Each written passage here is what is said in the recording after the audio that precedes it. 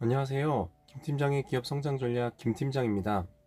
오늘은 정말 많은 대표님들이 관심 갖고 계시지만 정확한 정보를 얻기 어려운 정책 자금에 대해 깊이 있게 알아보겠습니다. 특히 직접 대출과 대리 대출의 차이, 정책 자금 종류별 특징, 그리고 8년간 현장에서 확인한 정책 자금을 받기 위한 숨겨진 요건들까지 낱낱이 공개해 드리겠습니다.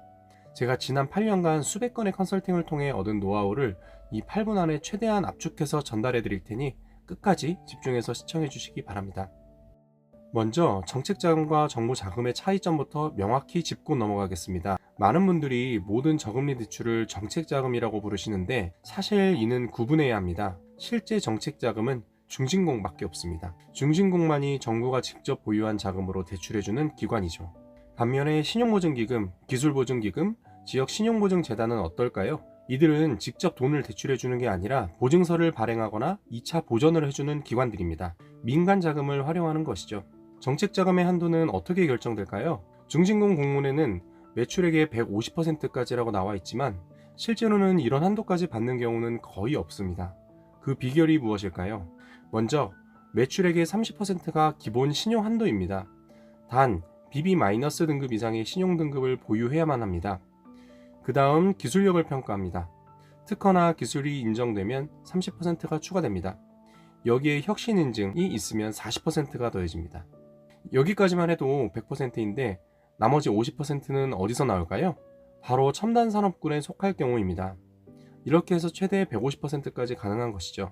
예를 들어 매출 10억 원인 회사가 BB- 등급이면 3억 원, 특허가 있으면 추가 3억 원, 이노비즈 인증이 있으면 추가 4억 원, 첨단 산업이면 추가 5억 원으로 총 15억 원까지 가능합니다. 그럼 첨단 산업은 어떻게 판단할까요? 바로 산업분류 코드로 판단합니다.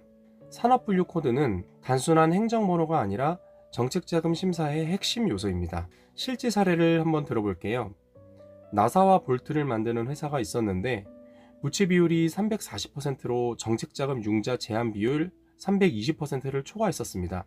하지만 자세히 보니까 이 회사는 모바일 기기용 나사를 생산하고 있었어요. 이 경우 그 외 기타 전자부품 제조업으로 분류하면 첨단 산업군에 속해 융자 제한 비율이 420%로 늘어납니다. 결국 융자를 받을 수 있었죠. 또한 중진공은 전략산업을 특별히 지원합니다. 전략산업은 소재부품 장비 기업과 뿌리 기업으로 나뉘는데 정책에 따라 우선순위가 바뀌기도 합니다. 특히 2023년부터는 정책자금 우선도 평가에서 전략산업 인증을 받은 기업들이 우선적으로 선정됩니다. 정책자금은 지역별로도 상대평가를 합니다. 같은 조건이라도 화성과 같은 제조업 밀집 지역에서는 경쟁이 치열해 탈락할 수 있지만 서비스업 중심 지역에서는 쉽게 받을 수 있습니다. 예를 들어 서울 종로의 귀금속 업체는 사채 향락 업종으로 분류되어 정책자금 지원이 어렵습니다. 하지만 같은 업종이 전북 익산으로 이전하면 지역 주력 산업으로 분류되어 오히려 우선 지원 대상이 됩니다. 의료기기 업체도 마찬가지입니다. 서울이나 경기도 동탄에서는 혜택이 적지만 원주나 충주로 가면 지역 특화 산업으로 인정받아 다양한 지원을 받을 수 있습니다. 중요한 것은 2021년부터 중진공 정책 자금이 선착순이 아닌 상대평가 방식으로 바뀌었다는 점입니다.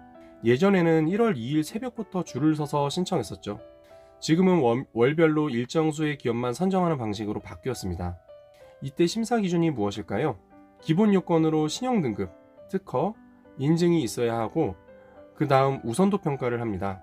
중점 분야, 초격차 산업, 기술 혁신 기업, 경영 혁신 기업, 직접 수출 기업, 정책자금 우대 인증 기업, 고용 유지 및 창출 기업 순으로 평가를 합니다.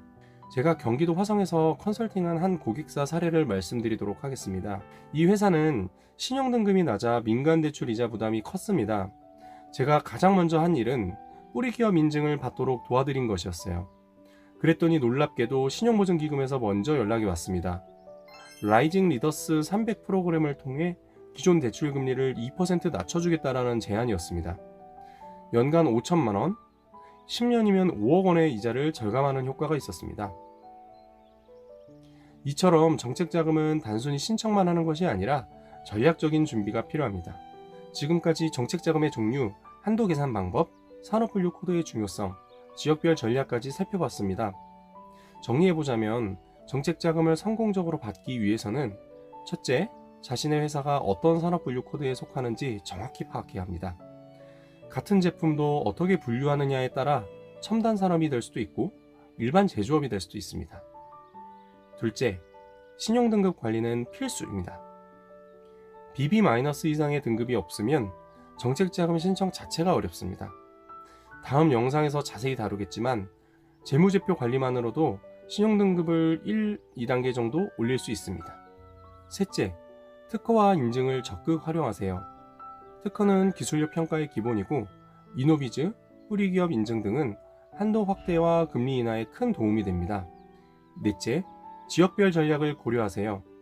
같은 업종이라도 어느 지역에 있느냐에 따라 혜택이 크게 달라집니다. 마지막으로 정책자금은 단기간에 준비해서 신청하는 것이 아니라 평소에 체계적으로 관리하는 것이 매우 중요합니다. 다음 영상에서는 신용등급을 올리는 실전 전략에 대해 더 자세히 알려드리겠습니다. 추가로 궁금한 점이 있으시다면 댓글로 남겨주세요. 김 팀장의 기업 성장 전략 김 팀장이었습니다.